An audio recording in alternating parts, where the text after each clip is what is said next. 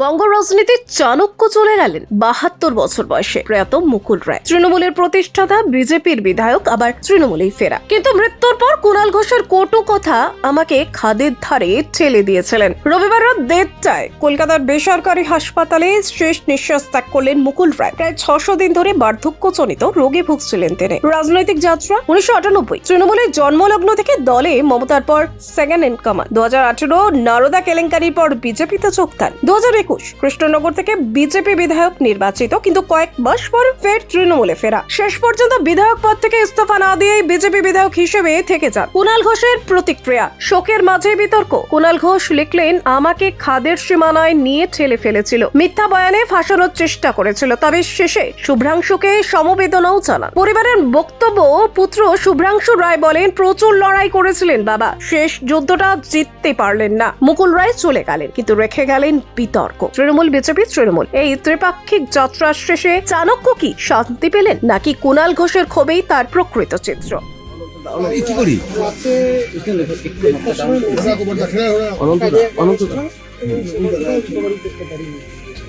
কতদিন ধরে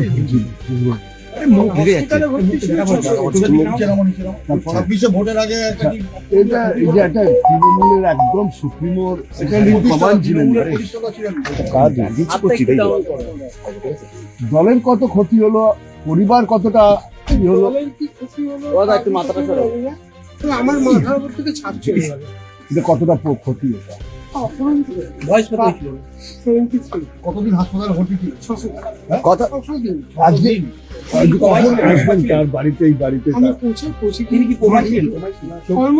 মুখ্যমন্ত্রী ফোন করেছিলেন, খবর নিয়েছেন? কাউকে জানাইনি।